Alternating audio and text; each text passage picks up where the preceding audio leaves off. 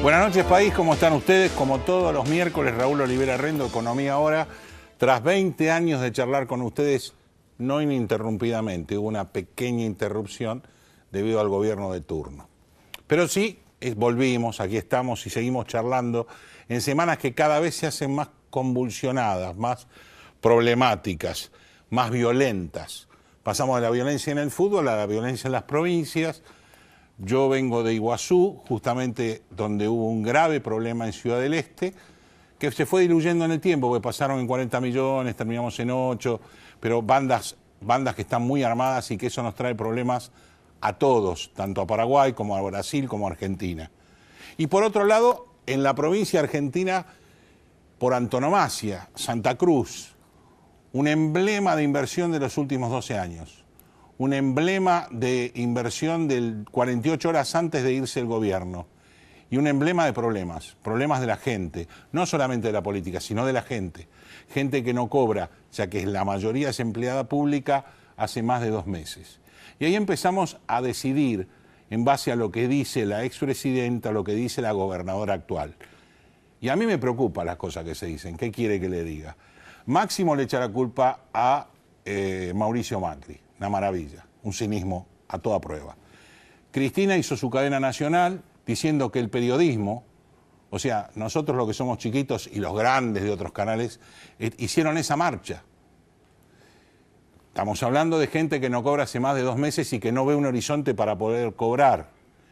Y por otro lado, tenemos a la gobernadora que dice que la provincia está quebrada. ¿A quién le echamos la culpa? 12 años de gobierno kirchnerista, 25 años de gobierno entre el gobierno nacional y el provincial en la misma provincia, y decimos que está quebrada. Y por otro lado tuvimos Venezuela de la semana, esa Venezuela trágica, la Venezuela que se está muriendo de hambre, la Venezuela que está dictatorialmente pegándole por todos lados, y que si hacemos un símil, se nos parece un poco, ¿no?, en Santa Cruz. A mí me preocupa muchísimo, me preocupa el cinismo, me preocupa el no hacerme cargo de nada y me preocupa el saber que fue una de las provincias que más dinero se le envió en los últimos 12 años. Que el gobierno sí está ayudando a la provincia, no en todo lo que puede, y que previamente a asumir Mauricio Macri le llegaron a la provincia 4.000 millones de pesos. ¿Dónde están? Capaz que acompañan a las regalías petroleras, ¿se acuerdan de esas que nunca se supo? Se fueron, pero no sabemos cómo volvieron. Y bueno, por otro lado tenemos al presidente remiso en poner el bisturí en el gasto público, con un problema de que el déficit nos va a llevar puestos si seguimos así, con jueces que se están poniendo los pantalones un poquito y con un gobierno que ante la duda separa a un jefe de policía de la ciudad, saca al jefe de policía y lo manda a tribunales y el juez lo pone preso. ¿Qué me cuenta? Yo me empiezo a poner contento, porque cuando empiece a funcionar la justicia y la educación, vamos a terminar de decir que no tenemos destino. Vamos a empezar a decir que sí tenemos destino. Nos va a llevar 20, 30 años, probablemente, pero de alguna manera hay que empezar. Y usted y yo, probablemente, que no nos teñimos las canas, somos culpables de todo esto, por habernos callado, por haber votado mal, por haber decidido no decir nada, y porque si me va bien, que el otro se joda. Es así. Así que ahora esperemos que el presidente en Estados Unidos, con su gran amigo Trump, resuelva los problemas que tenemos de Argentina con Estados Unidos, que no es exactamente los viajes a Miami, sino los limones de Tucumán, sino el biodiesel y las inversiones extranjeras que necesitamos con creación de trabajo.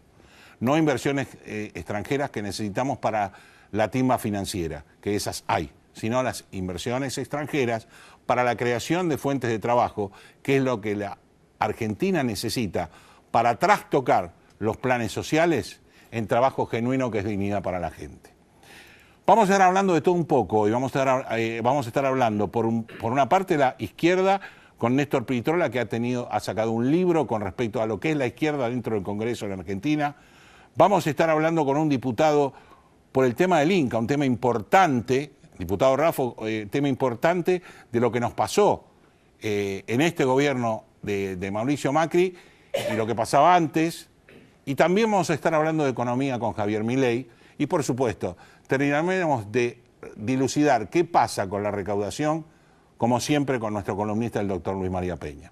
Señor director, disponga de las cámaras y venimos de lleno con el primero de los invitados. Gracias.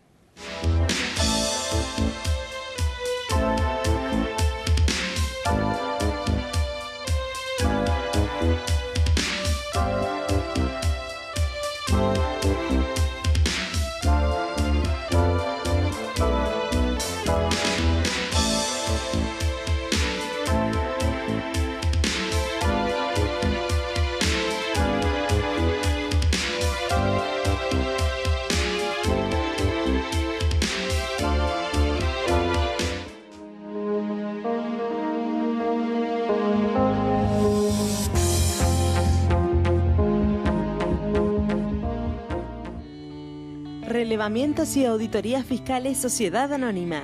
La optimización de los recursos tributarios son nuestro objetivo. Una vida de experiencia, brindando servicios y dando soluciones a empresas y a organismos tributarios provinciales y municipales. Para información, relevamientosyauditorias@gmail.com.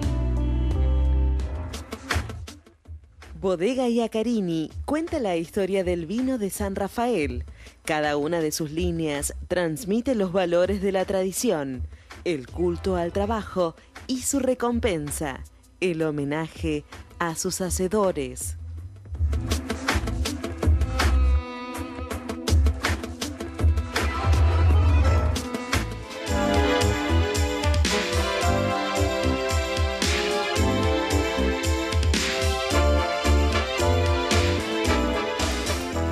Bueno, primer bloque del programa y estamos obviamente con Néstor Pitrola, ustedes lo conocen y muy bien, dirigente del Partido Obrero,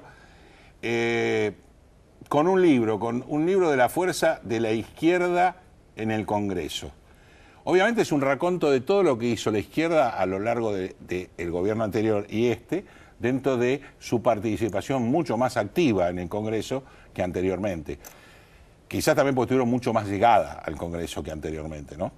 Sí, claro, Raúl. En realidad, yo todavía no cumplí 3 años. Como rotamos, fui reelecto, pero no cumplí todavía un mandato. Ahora han sido 3 años muy intensos. Sí. Porque vos lo dijiste bien, y lo refleja el libro. Sí, sí. Es del kirchnerismo al macrismo, ¿no? El papel nuestro en el Congreso frente a 2 gobiernos que han sido presentados como antitéticos. Cuestión en debate. Y cuestión sí, que el totalmente libro, de acuerdo. Claro, cuestión el en debate. Si esa es la grieta argentina. El libro lo aborda, porque lo aborda alrededor de nuestras intervenciones centrales en temas estratégicos, tanto durante el gobierno de Cristina Kirchner como ahora durante el gobierno del presidente Macri, ¿no? Y lo que te quería decir, que es totalmente novedosa nuestra participación, sí. Porque la izquierda... Estamos escribiendo una página de la historia, estamos iniciando un camino, una huella con nuestra impronta, porque la izquierda tenía muy poca participación parlamentaria. Sí. Y la que tuvo fue de una izquierda con otro perfil. Hoy ha quedado mayormente asimilado con el kirchnerismo o con Cambiemos, ¿no? Una centroizquierda donde se diluyeron algunos grupos. Este camino de una izquierda obrera y socialista, de independencia política de los trabajadores, que postula a los trabajadores mismos como alternativa de poder, que es el Frente de Izquierda, es totalmente novedoso en el paso por el Parlamento.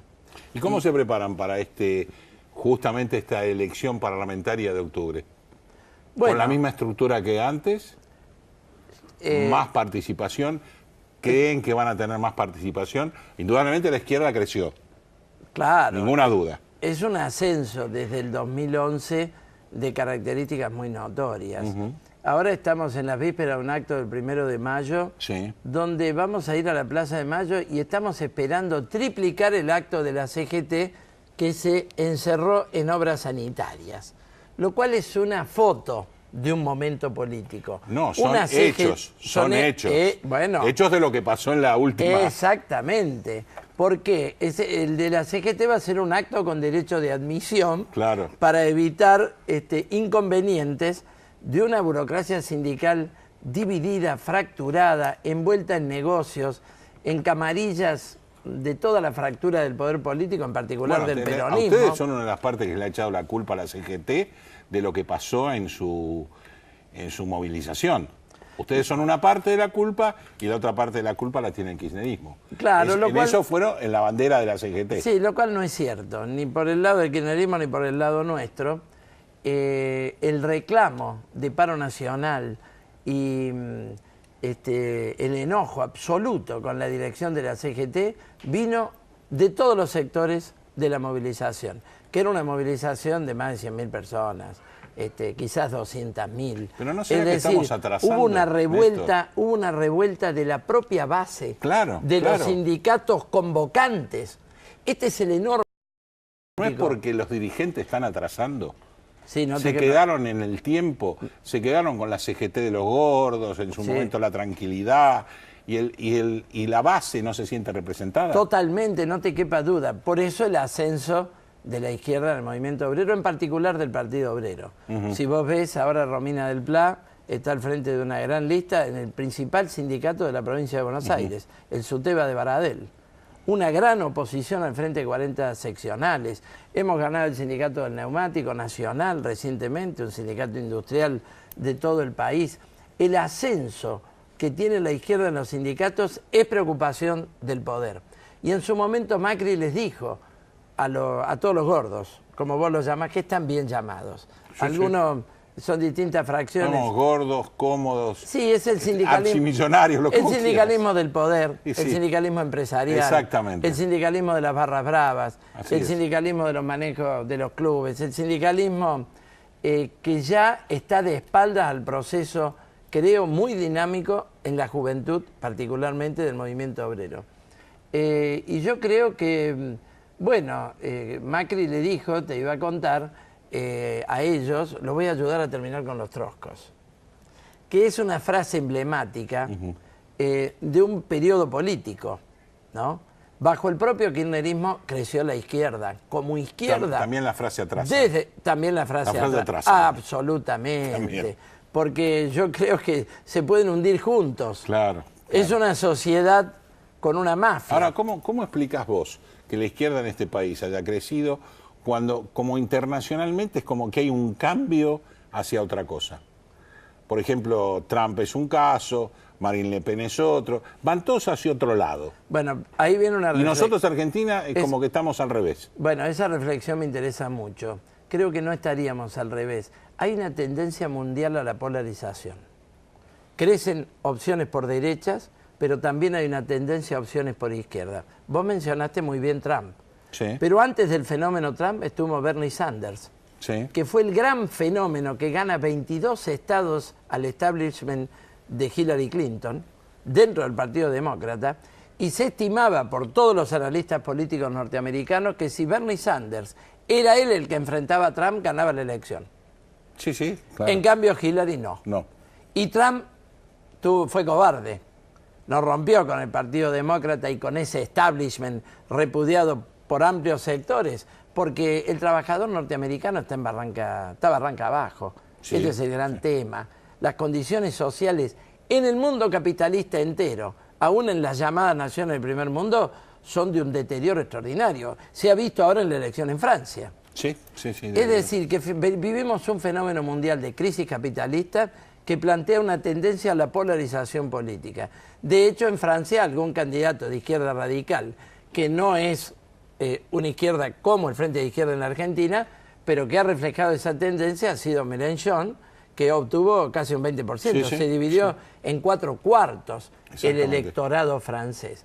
Está presente esa tendencia, se reflejó en Francia la tendencia a la disolución de la Unión Europea, y yo creo que en esta crisis el Frente de Izquierda del Partido Obrero en la Argentina tenemos mucho para aportar, porque vamos a ofrecer, y en este turno electoral, lo estamos haciendo en el plano político cada día, en el Parlamento, en los sindicatos, y lo vamos a ofrecer en el turno electoral, una opción política y programática desde el campo de los trabajadores a una crisis que es descargada sobre la espalda popular. Gracias, porque este Néstor. es el gran tema en debate. Pero bueno, te escuchamos, realmente es importante las reflexiones.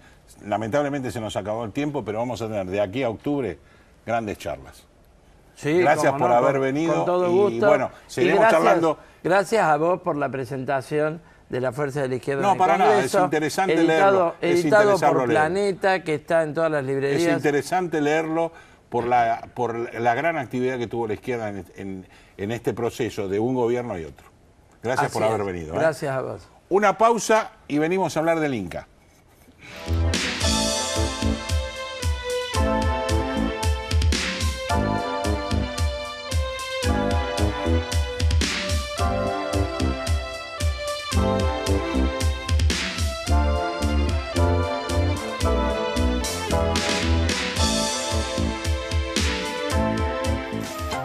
Oeste Pack, desde hace 20 años en zona oeste. Amplio horario de atención, desde las 8 hasta las 17:30 horas. Entregas a domicilio y envíos al interior. Contactanos por teléfono, Facebook, WhatsApp o Twitter. Respondemos su consulta al instante. Bodega Iacarini cuenta la historia del vino de San Rafael.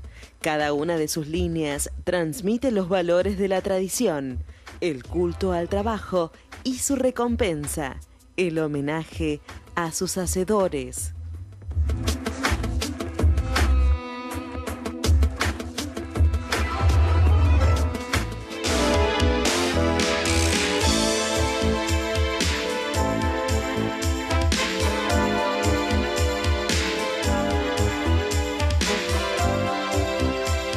Bueno, dije, vamos a hablar del Inca, estamos con un diputado nacional por la Ciudad de Buenos Aires, Julio Raffo, gracias por estar acá, diputado. Vamos a ver primero lo que decían los artistas con respecto al Inca. Adelante, director. Financia. No le saca recursos ni a los jubilados, ni a los maestros, ni a los hospitales. La semana pasada nuestro Instituto de Cine pasó a ser un organismo intervenido. ¡Estamos todos locos! ¿Qué están queriendo? ¿Están queriendo desfinanciar el cine argentino? ¡Eso es lo que están queriendo! La destitución del presidente del Inca es una cortina de humo que esconde una operación. ¿No se dan cuenta que el cine argentino es uno de los pocos motivos de orgullo de este país? El cine argentino se autofinancia. Da trabajo y es cultura. No a la intervención del Inca. No al atropello contra la industria audiovisual, contra la cultura. ¿Qué están queriendo? ¿Quedarse con el canon? ¿Quedarse con el 10% de las entradas? ¿Qué van a hacer con eso? ¿Se las van a regalar a las multinacionales? ¿Cuál sería el beneficio secundario de todo esto?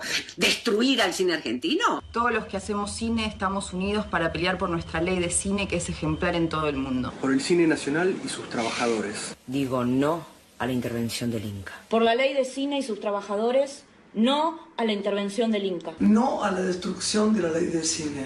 Yo defiendo el cine argentino. Defiendo el cine argentino. Yo defiendo el cine argentino. Ayúdanos a luchar por la cultura y por el cine. No a la suspensión de la ley de cine. No al vaciamiento del Fondo de Fomento Audiovisual. Defendamos el cine argentino, defendamos nuestra cultura. No a la suspensión de la ley de cine. No a la destrucción del cine argentino.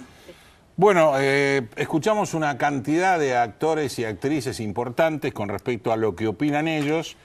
Estamos con Julio Raffo, que además de ser diputado nacional es abogado, además ha participado de mucho en cuanto a cine. Sé que también ha dado clases en Cuba, ¿no? También. Permanentemente, hace 30 años que hoy todos los años. Exactamente. Bueno, el problema del Inca, según su concepto, es un vaciamiento o un ordenamiento. Acá los actores en su mayoría están planteando que es un vaciamiento. ¿Hay algo de eso? Bueno, creo que hay problemas concomitantes y superpuestos. Bien. Uno es el injusto, la forma con que fue desplazado Caseta. Sí, totalmente de acuerdo. Se lo planteó como un tema de corrupción. Yo soy de las personas que creo en la honestidad de Caseta. Pero hubo una tirada de piedra primero y una remontada después. Claro. Lo mismo que Robito, no lo echaron sino renuncia. No, quiero agregar, y pongo las dos manos al fuego, el cuello, por Pablo Robito, que es una persona entrañable y legendaria en la defensa de nuestro cine. Y un apellido histórico. Y un apellido histórico, por el lado de Robito y por el lado de Bárbara Mujica. Entonces, exactamente, exactamente. Eso por un lado. Lo que no quiere decir que Caseta haya cometido algunos errores de funcionamiento, administración. El gobierno el que lo puso tenía derecho a sacarlo. No, el Inca no está intervenido, le pidió en la renuncia a una persona que pusieron. ¿Está claro? Perfecto. Clarísimo. No defiendo la forma como lo hicieron, pienso lo mismo que Campanella. frente al hecho cómo lo hicieron y cómo maltrataron a la gente, y después viene Citroën. Claro, después empezamos no, pero no era tan malo, no pasó nada. El daño ya estaba hecho, el daño y el agravio estaba hecho. Sí. Robito renunció, Robito no fue echado, Robito renunció, y lo por una cosa, estuve con él cuando los alumnos lo homenajearon, le hicieron una asamblea que lo aplaudieron largamente, y después estuve con él en su despacho. Y me dice, Julio, mi presencia le hace daño a la escuela. La escuela, al mando, bajo la conducción de una persona que está en conflicto con las nuevas autoridades, es perjudicial. Claro. Y el principal valor para él era la escuela, defender la escuela. Exactamente. Por consiguiente, ese fue el motivo que él me dijo, mi entrañable amigo. Que la defendió, claro, y la engrandeció. Y la engrandeció como nadie. Bien. Dicho esto, tenemos que decir las cosas como son. El espectador paga un impuesto del 10%. Sí. Destinado al cine. Un fondo que va directamente al cine. Que al Fondo de Fomento Cinematográfico. Ese fondo se modificó en el año 94 con la modificación de la ley. Yo fui uno de los que participó activamente, junto con Luis Puenzo, con el legendario Tato Miller, secretario de SICA que falleció, con Lita Stantic, con estudiantes de cine que ahora son grandes directores. Claro. Y el prestigioso Estamos director. hablando del 94. Estamos hablando del 94. Entonces eso se incorporó que la televisión tenía que aportar y la televisión no quería aportar por pasar películas y fue muy generosa con nosotros con el dinero de otro. Dijo, ¿por qué no hacemos una cosa? Del dinero que le damos al Confer en aquel momento, le damos la cuarta parte a ustedes. Bueno, yo creo que se perdió en ese momento en el principio que había defendido el marrón. ¿Cómo? Ya eso está mal. Claro, yo creo que en la televisión, la televisión tenía que aportar, se resolvió el problema económico y empezó a entrar dinero al cine. Del dinero que la televisión pagaba al Confer, después al AFCA y ahora al ENACOM. Lo que está en peligro, y en serio peligro, son esos fondos. ¿Por qué? Se está haciendo una ley de convergencia de la ley de medios con lo que era la ley de comunicaciones Argentina Digital. Está bien, tiene que convergir, es un mismo tema, no pueden haber dos leyes separadas. Creo que los dos mienten, los dos taitas mienten y diciendo la verdad. Cuando nos dicen, no pensamos tocar los impuestos, yo creo que es verdad. Lo que piensan, y está ya en la ley, el huevo de la serpiente en Argentina Digital, es sacar al cable del aporte. Entonces el impuesto va a seguir siendo el mismo y la contribución porcentual va a ser la misma. Pero el cable se quiere que no aporte al ese fondo. Y es el principal ingreso del Fondo de Fomento. Y ahora le pregunto como abogado, ¿y en función de qué el cable no tiene que aportar? Bueno, o sea, no hablemos políticamente, bueno, hablemos legalmente. No, la ley de Argentina y la ley si la televisión aporta, sí, el espectador aporta, ¿por qué el cable no? Bueno, ellos inventan un argumento que es ingenioso, hay que reconocer. Dicen, no usamos espacio radioeléctrico. En la televisión abierta, el satélite, pero acá se trata de la comunicación social. No se trata de si usa el espacio o no el espacio. Claro. Es un servicio de comunicación social. El teléfono tampoco usa el espacio, va por cable o iba con fibra óptica y aporta, ¿no es cierto? Entonces, esto es, la amenaza viene ahí. Si es una comisión que integra la exdiputada Silvana Giudice, el doctor Pereira, Enoch Aguiar y otras personalidades de esto, para hacer un anteproyecto de ley de convergencia. El ministro Aguad, resolución del 28 de marzo de este año, dijo, la comisión ya cumplió su cometido, presentó el anteproyecto, pero vamos a seguir consultándolo con las entidades. ¿Qué entidades? Grandes empresas. Al cine no lo han consultado, lo tienen guardado bajo 7 llaves. Chau. Señores de la comisión, Silvana Giudice, Alejandro Pereira, Enocha, hagan público esto. Yo me presenté como ciudadano, por derecho de acceso a la información pública, quiero que haga público este anteproyecto. Lo tienen escondido. Claro. Porque en ese anteproyecto está el huevo de la serpiente que tiende a sacar esto siguiendo los lineamientos de la ley de Argentina Digital que se hizo bajo el gobierno anterior. Sí, con el kirchnerismo. Claro. La mano de la televisión ha estado siempre presente, haciendo mucho daño. Decreto del 2005 prorrogándole 10 años la licencia a todo, a libro cerrado. Nos privaron los argentinos de tener concursos y de televisión mejor. En el 2010 le sacaron como mínimo el 25% al Fondo de Fomento Cinematográfico para contenidos televisivos, para hacer televisión, financiar programas de televisión. El AFCA hizo una resolución diciendo que los programas de televisión del VACUA que se hacían acá cotizaban, valían como producción local en Tierra del Fuego, en Trenquelauquen, en Oberá, en Salta, un verdadero disparate. Y Argentina Digital trae esta visión. Las licencias se la dan por aparte de lo que decía la ley de medios. Y La idea creo que es esta, el peligro es este. Eso estamos combatiendo y lo vamos a combatir. En el Congreso, en la calle, donde sea. Clarísimo, diputado. La verdad, una clase magistral. Bueno, gracias. Nunca entendí, o sea, nunca me quedó tan claro un problema como el de ahora. Era la idea de invitarlo a usted a aclarar, porque yo no estaba de acuerdo con los mensajes, no estaba de acuerdo con que el gobierno quería eliminar a, pero siempre hay una lectura de... Claro. Algo escondido en un cajón, ¿no? Bueno, son más de 40 años de docencia y dar clase entre las 10 y 11 y media de la noche, que hay que esforzarse por ser claro y mantener despierto al alumnado. De acuerdo. Muchísimas gracias por haber venido a Economía Ahora. Gracias por la invitación. Y vamos a seguir hablando, vamos a ver si en algún momento su pedido como ciudadano, no solo como diputado, sino como ciudadano, aparece a la luz y podemos empezar a discutir eso. Yo le doy una promesa, si me lo dan, el primero que se va a enterar es usted. Le agradezco muchísimo. Hacemos una pausa, vendemos y venimos con el invitado a hablar de economía.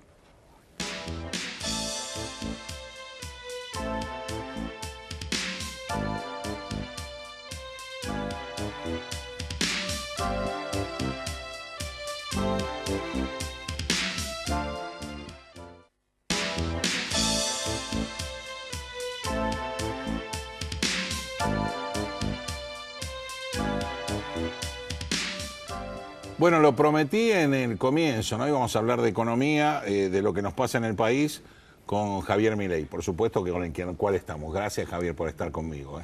Gracias, Raúl, por invitarme. Primer tema en este punch que vamos a tener es, el Banco Central fijó y ratificó una meta de un 17%, y tenemos un primer trimestre con un 6.3%, con lo cual ya defenestran lo que dijo Sturzenegger. Bueno, digamos, es el mejor funcionario del gobierno, sí, y la verdad que la crítica tanto de los políticos como los profesionales de la economía, en su gran mayoría, digo, es equivocada. Ajá. Es decir, estamos en condiciones de alcanzar la meta. A ver, voy a hablar en términos anualizados. Primer semestre del 2016, 60% anualizado. Segundo semestre del 2016 anualizado, 20%. Dato de diciembre, ¿sí? Enero y febrero, limpios de estacionalidad y regulados, en torno al 10% anual. Más 7 que te van a sumar los regulados, estás en 17. ¿Qué pasó? El dato de marzo fue un dato que vino muy malo. Así es. ¿Sí? Ahora, el tema que además lo avisaron del Banco Central, ¿eh? Claro, esto es lo que quiero decir. Tanto, digamos, y eso, por ejemplo, consta en algunas exposiciones públicas, tanto mías como de Diego Giacomini, dijimos, miren que vinieron datos muy buenos de diciembre y enero, pero lo que tiene que ver con febrero, marzo y abril van a estar dando arriba del 2%. Efectivamente, pasó eso en febrero, pasó eso en marzo, digo, en abril va a pasar lo mismo. Ahora, ¿qué es lo que pasa? Vos para lograr la meta en la segunda parte del año, ¿sí? La inflación tiene que ir abajo del 1%. Entonces la pregunta es factible eso? Sí. ¿Por qué es factible? Porque nos habrás escuchado a Diego y a mí repetir, a Giacomini y a mí repetir hasta el cansancio, la inflación es siempre y en todo lugar un fenómeno monetario. Y la política monetaria, en el caso argentino, opera con un rezago de 18 meses.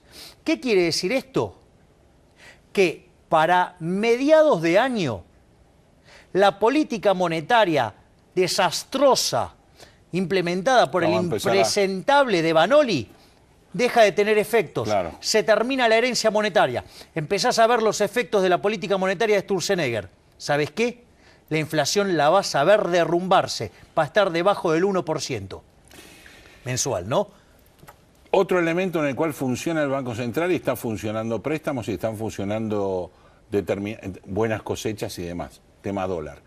Todos están criticando el valor del dólar en cuanto a que el Banco Central lo está sosteniendo, porque si no caería más.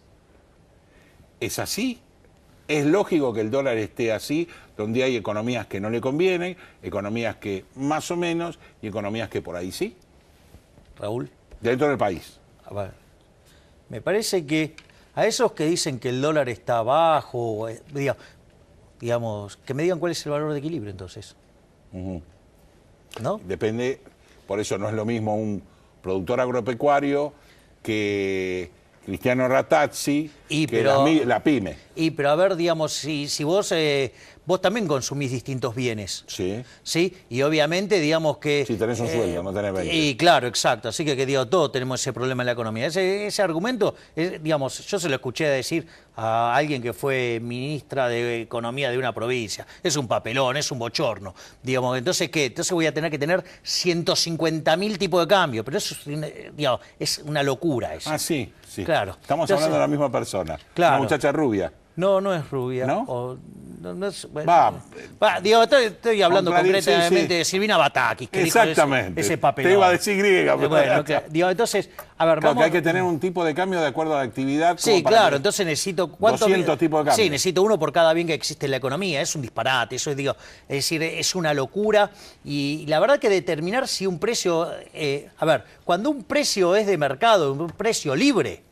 Es el precio que tiene que hacer, y si no, que alguien me diga cuál es el precio distinto. Digamos, porque es una locura, es ser, digamos, fatalmente arrogante, ¿sí? Entonces, yo te diría, si vos me decís, no, hay un problema del dólar atrasado, no. Yo te diría, hay un problema de impuestos adelantados. Bueno, esa es la que sigue. O sea, el problema de Argentina, la competitividad de Argentina, ¿sabes que no es un problema de dólar? Mira, te voy a dar varios argumentos. El primer argumento es... Argentina, digamos, tenía un tipo de cambio en el año 2001, ¿no? Sí. Porque yo hago el quiebre donde hubo un cambio de régimen monetario, ¿sí? Hablas de convertibilidad claro, 1 a 1. Claro, en ese momento Argentina era deudor neto del mundo. Entonces necesitaba vivir con un superávit comercial para repagar su deuda, ¿sí? Más intereses. No, digo, claro, en valor presente, exacto. Sí, exacto. ¿Sí? O sea, el valor presente de tu superávit comercial tenía que alcanzar para pagar tu deuda neta. Así es. Después de la reestructuración de la deuda, Argentina pasa a ser acreedor neto del mundo. ¿Sí? Si vos haces limpio la deuda neta de reservas, ¿sí? Y con los fondos que tienen los argentinos en el mundo, Argentina es acreedor neto del mundo. Argentina podría vivir con un déficit comercial permanente de 15.000 millones de dólares. ¿Sabes qué? El tipo de cambio del año 2001 no es alto, es altísimo. Porque es propio, digamos, de que vos hiciste una reestructuración de deuda, pasaste a ser acreedor neto, puedes vivir... Vos lo hablás en función de la deuda que existía, más la deuda que existió posteriormente, y punto. Y las la tenencias famosa reestructuración de Nielsen. Claro, y la reestructuración... Sí, pero los argentinos tenemos un montón de dólares. No, ni hablar. Entonces, digamos, mirá si no podemos... Teníamos más que la deuda. Y por eso te lo digo. Sí, claro, muchísimo más que lo que tenemos de deuda. Entonces, digo, mirá si tenés para apreciar el tipo de cambio. Ese es un argumento, si vos querés. El otro argumento es, mirá, cuando vos tomás contra Brasil, estamos devaluados 60%.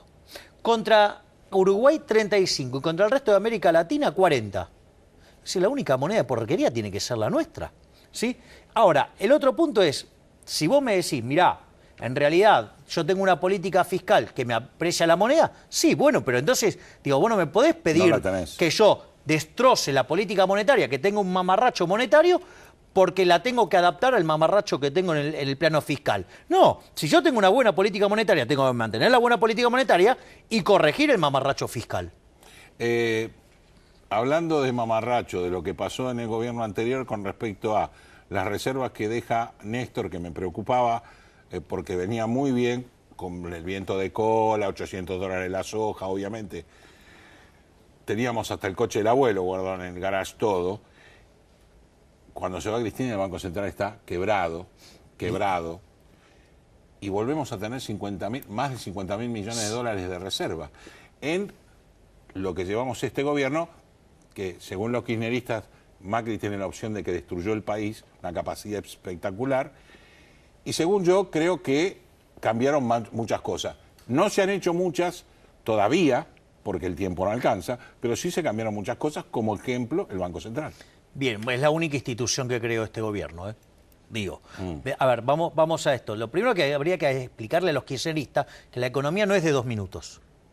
Obvio. ¿Sí? Es decir, es un proceso de acumulación en el tiempo. Es decir, fueron el peor gobierno de la historia. Se comieron el capital físico, humano, institucional, social, hicieron un desastre, dejaron desequilibrio fiscal enorme, un desequilibrio en el mercado cambiario con cepo. ¿Qué contención que tenés, Javier Milei?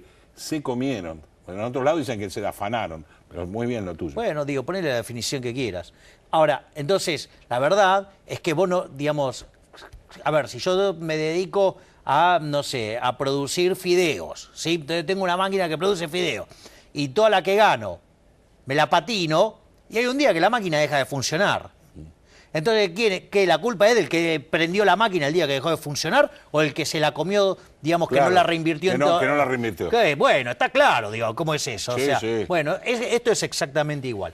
Ahora, en cuanto a las reservas, el kirchnerismo se fue con menos de 25.000 millones de dólares de reservas, ¿sí? Pero eso había 10.000 millones de dólares de encaje, había 10.000 millones de dólares con los chinos, ahí tenés 20.000, ¿sí? Tenías deudas con importadores y con bancos como el BIS, por ejemplo, que te sumaban ponerle 10.000 millones más. Es decir, tenías 5.000 millones de dólares netos negativos. Reservas, ¿sí? Hoy, digamos, tenés más de 53.000 millones de dólares. Es cierto, hay partes que son de los bancos y hay partes, digamos, que... ¿Y cuántos teníamos genuinos? Bueno, Aprox. tenés 20.000 millones de dólares de los bancos, 10.000 millones de los chinos, ahí tenés 30.000, ¿sí? Bueno, te queda el resto, tenés 23.000 Más de 20.000 genuinas, ¿sí? De menos 5.000. Sí, sí. Última pregunta porque se nos acabó el tiempo. Vos hablabas del Titanic la última vez que viniste acá y decíamos que íbamos a romper el témpano y como decían en su momento los kirchneristas, que iban a romper el témpano, ¿no? Hoy, ¿cómo harías vos en el pantalón de Duhovne para que la nave camine? Yo encararía desde el primer día una reforma fiscal integral. Pero en serio. A ver, primero, elimino de cuajo los subsidios económicos. Rearmo todos los contratos de modo tal que las empresas puedan tener valor. Si tienen déficit de caja se van a poder financiar porque ahora valen. Entonces, si vos le cambiás el plazo de concesión, le cambiás, digamos, la política de endeudamiento, le cambiás el programa de inversiones, le cambiás el management fee, ¿sí? Tenés que ajustar muy poco las tarifas, la podés hacer escalonada en el tiempo, las empresas tienen valor y eso te va a generar un par de efectos. El primero, que te ahorraste 5 puntos del PBI, ¿sí? De déficit fiscal. Que lo tenés que hacer. Claro. Sí o sí. Claro, y por otra parte, además, digamos, vas a tener inversiones, porque ahora sos creíble, porque ahora tenés un contrato que vale, sí, y ahí habría inversiones. Lo otro que yo haría es eliminar de cuajo la obra pública. ¿Sí? Todo lo que tiene que ver con las inversiones de infraestructura, yo diseñé un mecanismo junto a Diego Giacomini que consta en la metodología chilena con unida a la metodología de Perú, unida a la metodología de los suizos de sistema de incentivos. Eso hace que vos, digamos, con garantías de ingresos mínimos, con way outs por si hay desvíos importantes y un buen esquema de incentivos, esas garantías al gobierno no se le ejecutarían nunca. Con lo cual, digamos, te eliminas 5 puntos del PBI y podés hacer obra pública o de infraestructura sin que te cueste un mango. Eso te permite ahorrarte 10 puntos del PBI. ¿Sabes lo que hago? Lo primero que reviento son los impuestos al trabajo, ¿sí? Para que haya incentivo, para que se tome gente, ¿sí? Y después lo que elimino es el impuesto a las ganancias reinvertidas, las hago cero. Si vos reinvertís, te cobro cero de impuesto a las ganancias, ¿sí? Con lo cual le pego un fuerte shock a la oferta de la economía. No, ¿dónde está? Generaste trabajo, bajaste las cargas sociales. Claro, entonces en la medida que yo voy generando trabajo, empiezo a limpiar los 2 millones de empleados públicos que me sobran. Con lo cual también después... Se reabsorben. Claro, porque me lo va a absorber el sector privado que tiene más productividad. Entonces, voy a hacer subir el PBI, voy a hacer subir el empleo, voy a aumentar la productividad y hago despegar el país de una vez por todas, achicando el déficit fiscal. ¿Sí? Ahora, ¿sabes lo que pasa? Que si no lo sabes explicar o no tenés la valentía, sabes que no tomes el puesto. Está bien. Gracias, Javier. Gracias por haber estado con nosotros. Y no dijimos nada de los políticos, fueron los únicos que ganaron plata en los últimos años. Definitivamente. Sin inversión. Sin inversión. Gracias por haber venido. Son los culpables de lo que estamos, de cómo estamos. De cómo estamos. Obviamente. Una pausa y venimos a hablar un poco de lo que dijo Javier con respecto a impuestos con el doctor Luis María Peña. Gracias.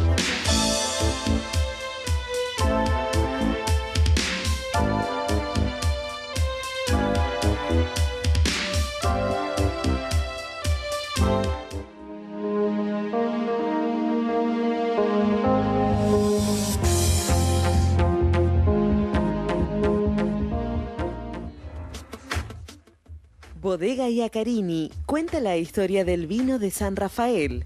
Cada una de sus líneas transmite los valores de la tradición, el culto al trabajo y su recompensa, el homenaje a sus hacedores.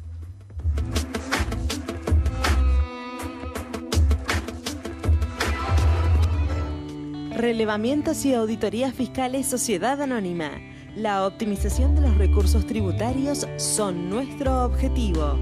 Una vida de experiencia, brindando servicios y dando soluciones a empresas y a organismos tributarios provinciales y municipales. Para información, relevamientosauditorías@gmail.com.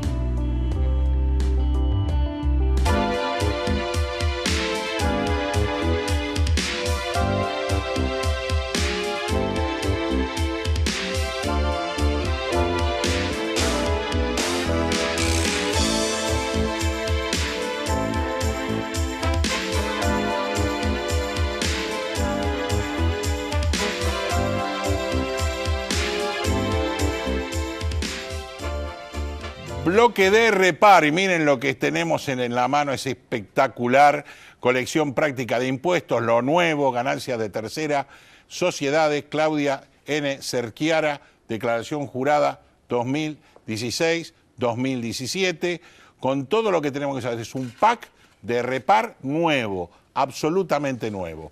Por otro lado, colección práctica también, ganancia mínima presunta, Hernán M. de Agostino, práctica integral, consulta frecuentes, práctica de inspección, doctrina jurisprudencial aplicada, actualización online, por supuesto, y estamos hablando 2016-2017.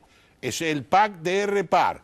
Ganancias, bienes personales, ganancia mínima presunta, transferencia de inmuebles, contribución especial. Es una separata donde tiene ley, decreto, normas complementarias, selección de jurisprudencia, cuadros y esquemas, preguntas de autoevaluación, incluye las modificaciones introducidas por la ley 27346, impuesto extraordinario a las operaciones financieras especulativas, dólar futuro.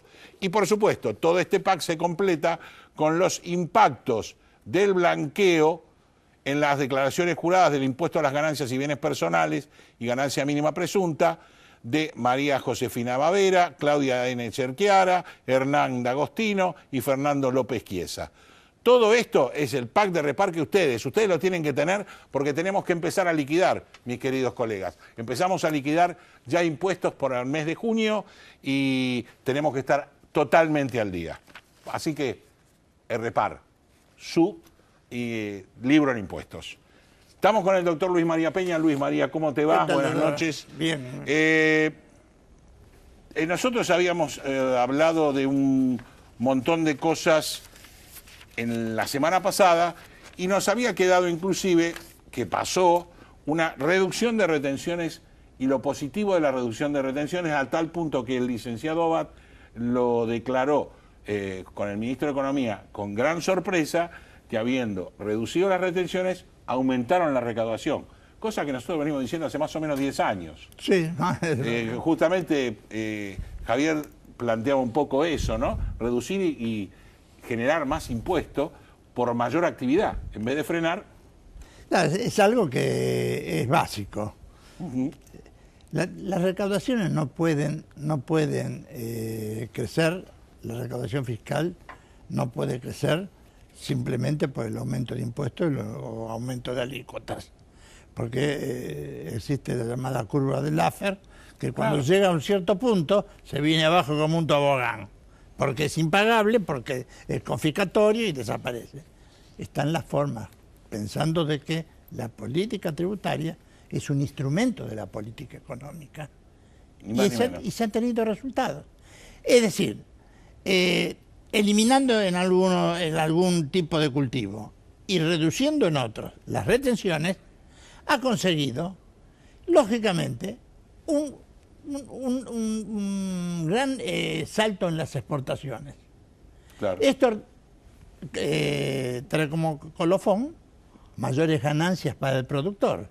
Como pagó mayores ganancias, equilibró y en algunos casos superó la recaudación que hacía con las retenciones, las malas vidas retenciones, que entre paréntesis más de una vez hemos dicho que eran retenciones indebidas. Asimilándolo a una figura penal no es eso, pero es el grito de la desesperación.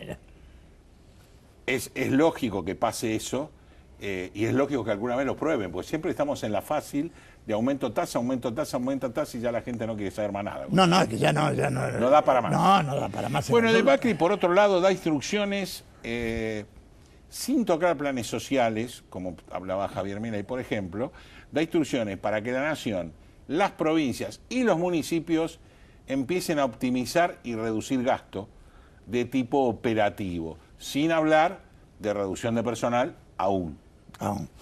Bueno, esto también lo venimos chamullando desde hace muchos programas, muchos años.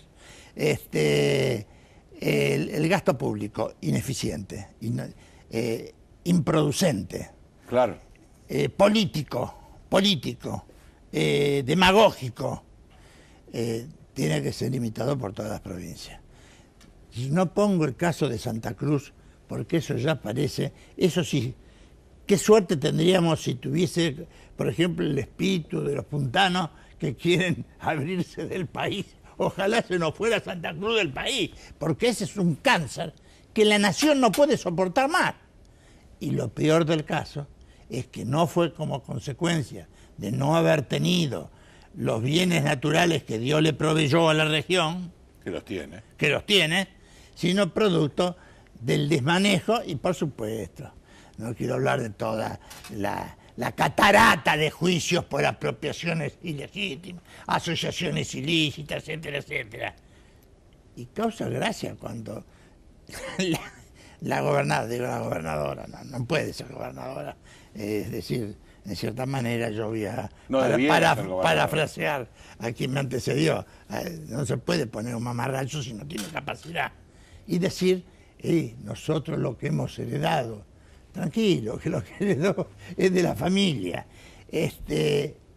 Esa reducción es muy importante. Con la reducción del gasto, porque no hacemos nada con la recaudación, si el gasto público salvo lo que tiene que ver con el costo social. El costo social no se toca, por supuesto. Estamos de acuerdo, Luis María, pero debería, a lo largo de los años, este costo social empezamos a pagarlo en el desmuelve del 2001. Sí. Estamos en el 2017.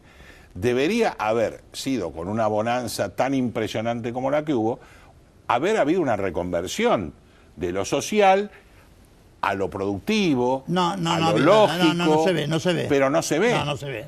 O sea, si hablamos de que Duhalde tenía un 40% de pobreza y Kirchner después de 12 años deja 30% de pobreza, no se mejoró nada con la mejor etapa económica de la Argentina. Y aparte de todo, digamos, todo lo que trató de imprimir el Estado, el gobierno nacional, en cuanto a terminar con la empleomanía, el 10% de incremento en un año que tuvo Santa Cruz. Ojo que el promedio en todo el país es del 10% de incremento de empleados públicos.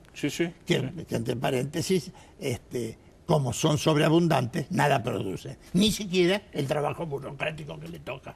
¿Y las pensiones no retributivas manejadas por el Congreso? Bueno, ese es un asunto. Por primera vez, y esto me parece muy bien, por primera vez se van a controlar. Excelente. Primeramente, son las contribuciones no retributivas y las pensiones graciables, que se les adjudica a los diputados y a los senadores. Así es. Y nunca nadie controló si era una necesidad. Si necesita o no necesita. Claro, porque resulta que hay gente que tiene propiedades y tiene una pensión graciable, todo porque era pariente o amigo. Si eso se controla, como diría de Pablo en latín, flor de quilombo, pero no importa, pero es lo siguiente. El momento es para tomar el toro por las astas. Es necesario. Nosotros no podemos tolerar de que los gobiernos sigan cometiendo los yerros de siempre y tropezando siempre con la misma piedra. Y ahora vamos a la última promesa que nos hicieron y que con vos hablamos 20 años hace. La reforma tributaria. ¿Qué querés que te diga? Me parece que esta vez va en serio, me parece. Pero no quiero decirlo muy fuerte, Hay una frase de Borges, en Fundación Mitológica, que dice: a mí se me hace cuento. Y hay un libro de Del Priore, tanguero, que dice también Pisa, a mí se me hace cuento. Y a mí también se me hace cuento, porque ya no lo creo. Pasé toda mi vida en la Dirección General Impositiva, luego el tiempo posterior, y siento hablar de la gran reforma tributaria y no la vi. Lo que vi fueron parches. Algunos que fueron óptimos y dieron resultados de ese tenor. Sí, sí. Y la mayoría fue solamente un incremento de elementos de distorsión en la ecuación económica. Ni más ni menos. Ahora, no lo creo. Formaron ya la comisión. En el día de ayer formaron la comisión bicameral. Va a estar a cargo, creo, la presidencia del oficialismo, y me parece bien, porque está el economista Laspina, con lo cual veo la seriedad. Sé que cada uno de los integrantes está buscando su cuerpo de asesores para sacar lo mejor, de forma tal que en los 365 días, que es el plazo fijado, tengamos un nuevo código integral tributario que pueda tener las cualidades de efectividad, de pagabilidad, de justicia, de equidad, y no los digamos, impuestos de súper distorsivos, como el impuesto al cheque, el impuesto a los ingresos brutos provinciales. No, es que va a tener que regular todo. No, por supuesto, no se va a poder de la noche a la mañana poner en ejercicio algunas normas que están en la ley. Es decir, ya a los jueces que están ya no lo podemos amontonar contra la pared y decirle paguen o no paguen. Y tampoco el ajuste por inflación de los balances impositivos también va a ser algo que no va a tener éxito. Pero hay tanto para hacer y podría ser un logro magnífico. Sería la gran obra de un gobierno. Ojalá que te escuchen, ojalá que nos escuchen, porque nosotros lo venimos viendo hace rato y que creo que el pueblo argentino se lo merece, después del gran esfuerzo por temor que tuvo el blanqueo y el gran esfuerzo por atraso e imposibilidad que tuvo la moratoria, que es necesaria otra, se lo vuelvo a decir al licenciado Abad, porque lo que pasó entre mayo 2016 y hoy es casi un año donde con problemas también se necesita. Esperemos que la reforma tributaria va a ser un beneficio para todo el país y el argentino lo merece. Sí, efectivamente. Una semana más con ustedes, una semana más que nos estamos viendo. Tienen nuestro Twitter, tienen nuestro canal de YouTube, tienen nuestro mail. Comuníquense y nosotros les vamos a responder. Tienen nuestro contestador, que simplemente para dejar su mensaje y su teléfono para contestarle. Una semana más, los esperamos dentro de una semana con todo lo que usted quiere escuchar con nuestra verdad. Gracias.